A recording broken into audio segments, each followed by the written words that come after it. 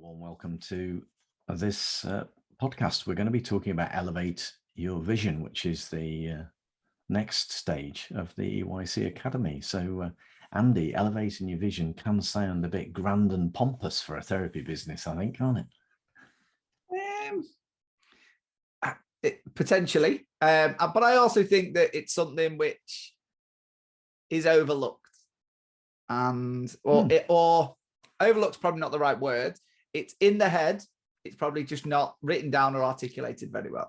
Let's put it that way. It does sound a bit grand, doesn't it? And I say that because, you know, I'm used to working with organizations, large organizations, where vision was a preoccupation, and it was usually a 100-page document, which no one read. So it's, you know, I can understand, but actually for us, in terms of vision, in terms of therapy businesses, it's being clear about what your end goal, what your destination looks like, what are you trying to achieve, and that can also be quite a big question. So this stage is really about helping therapy business owners break it down into kind of smaller, tangible components that actually make sense, and then you think, okay, now I get why this is important and how fundamental it is to my business. Oh, certainly. You know, and we've been through this ourselves, haven't we? You know, when we set off on our little ideas and our projects, you know, that this is where we sit down and we start with is going, right, okay, you know, and it is tough, but at the same time, if you don't know where you're going to go, you know, how on earth are you going to know if you're going in the right direction? How was anyone in your team or other people that are trying to, you know, working alongside you? Where are you going with it?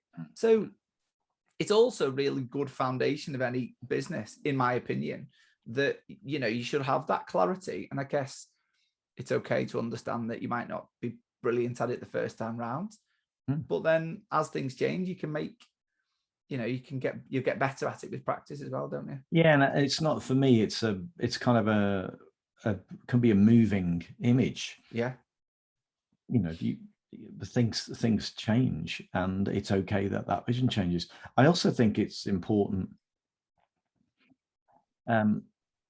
if you are the lead director, or perhaps the only director in your clinic, then to some extent you can walk around with it in your head. But the minute you start to work with associates or other employees, it becomes a little bit more important to kind of articulate what's in your head.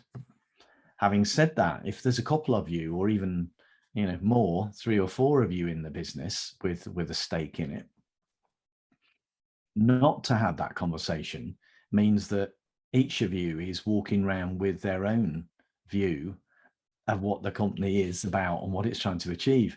And unless that's communicated, then you run the risk of major problems, because each of us makes assumptions about what the other person thinks we're here for.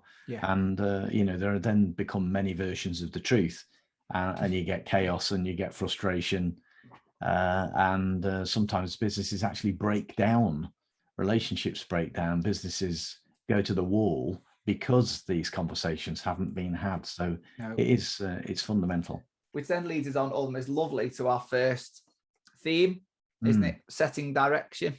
Yeah, which I think is critical, because I always think of a sat nav, I suppose, in a car. Most of us these days have got a sat nav. So, you know, very rarely, unless it's a Sunday afternoon and you just go out for the drive in the country, as it were, most of us are trying to get somewhere. So it's important to know when you jump in the car, even if you're only going to the supermarket, that you're going to the supermarket, because if not, you could end up anywhere. So I suppose for me, the principle is the same for your business. You know, where are you heading? So setting direction really does become, in a sense, as simple as that. But actually getting that clarity can be really important. No, I totally agree, and that's the analogy that I use an awful lot. So I think it's really good. For me, then it brings us almost to our next theme of how we get somebody there. So we call this engaging leadership. We do. So do you want to just give the listeners a little bit of an oversight of this one, Phil?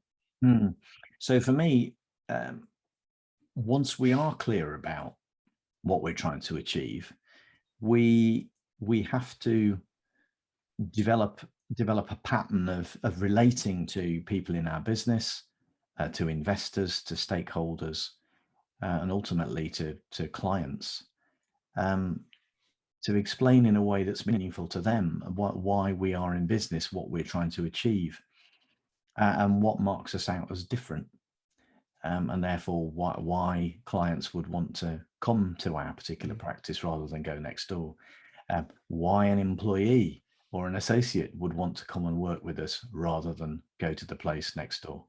So actually developing a clarity and an understanding is really important. So you've got to be clear in your own head, but then actually you've got to be able to communicate in a way that's meaningful to whoever you're trying to talk to, so that they get confident in what actually you're trying to achieve, and then they can help you to move all that forward.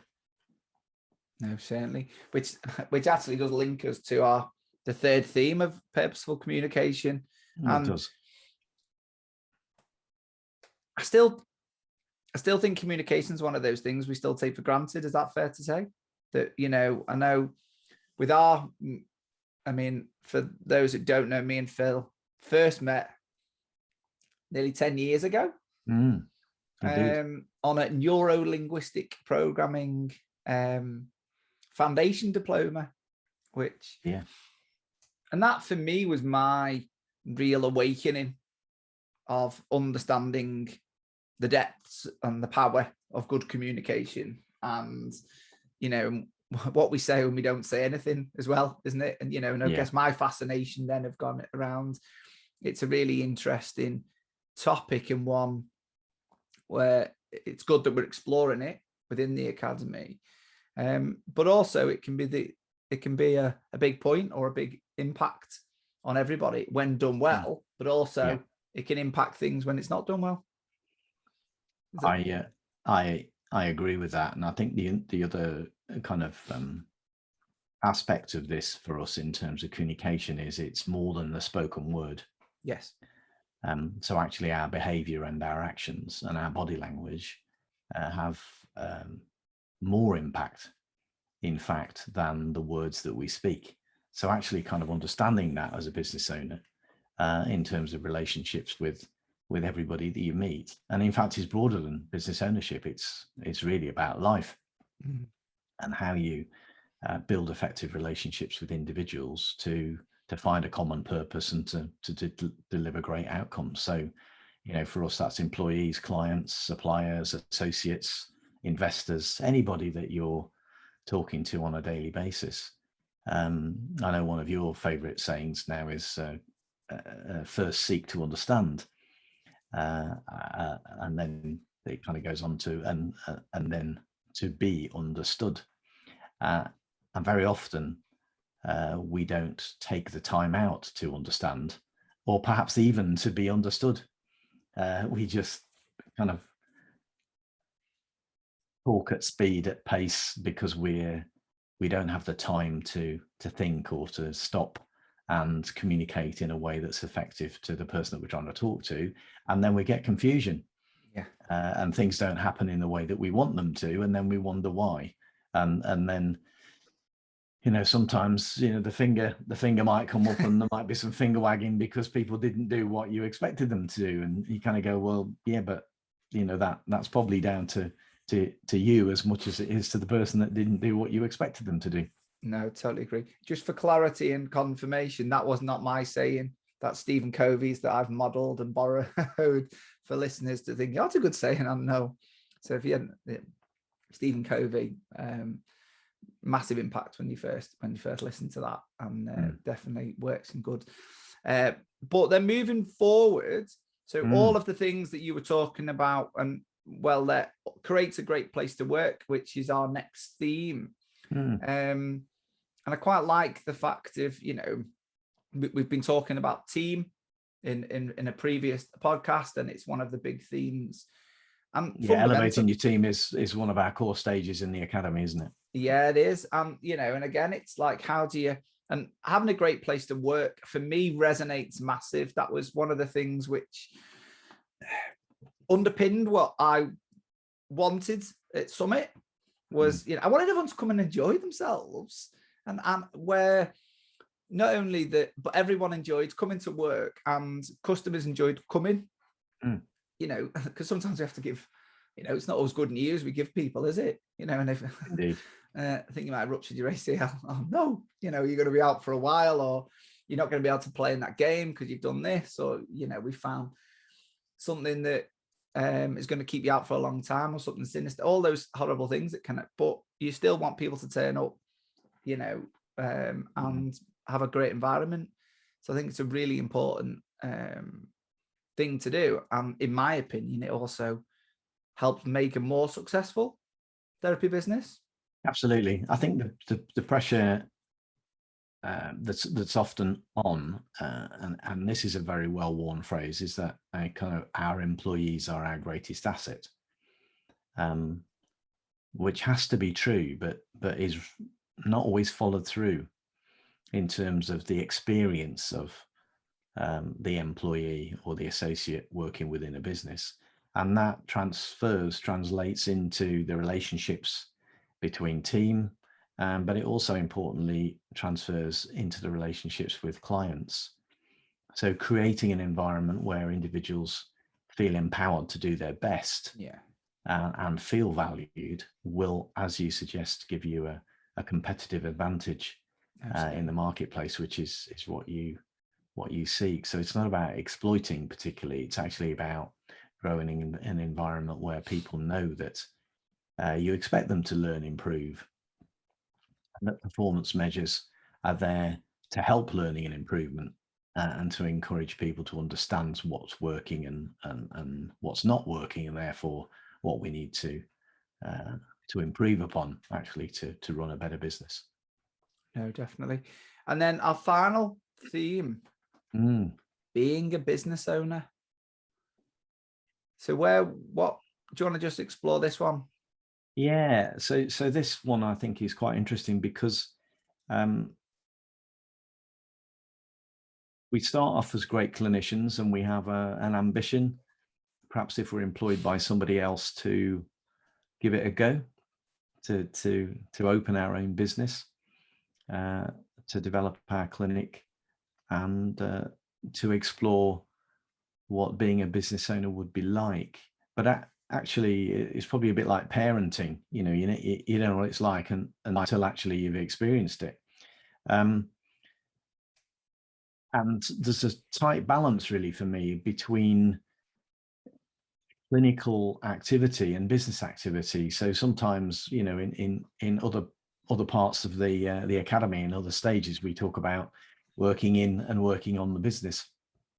So being a business owner in this context for me is about understanding how the business works and the interrelationships that you have as the business owner with not only all aspects of your business, but with the industry, with suppliers, with relationships, with influencers within your local geography.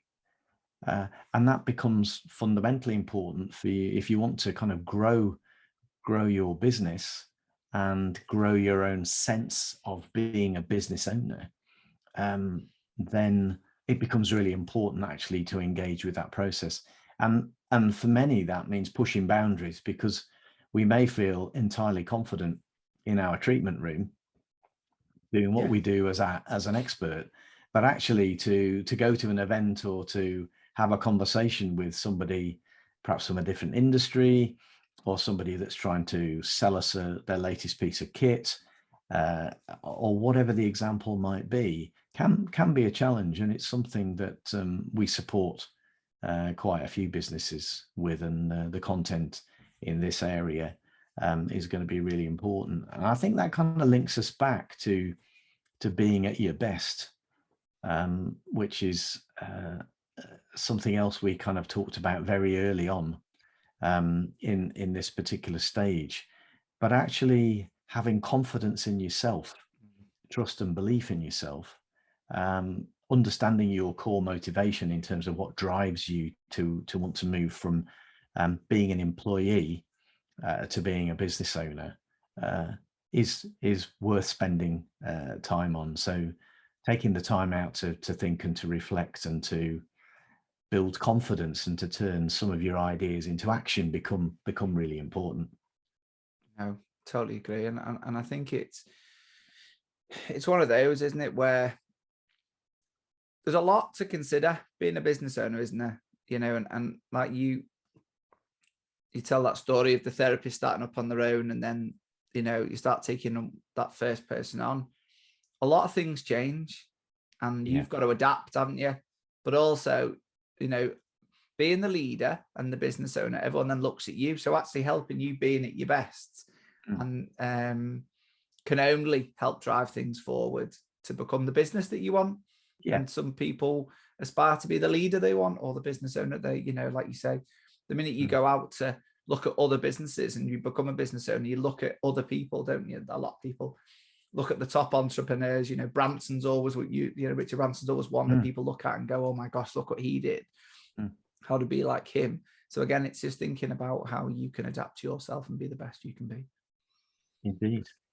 So there we have it. A quick trip around elevating your vision as a stage of the EYC Academy. So until next time, Andy. Speak to you soon, Phil. Take care.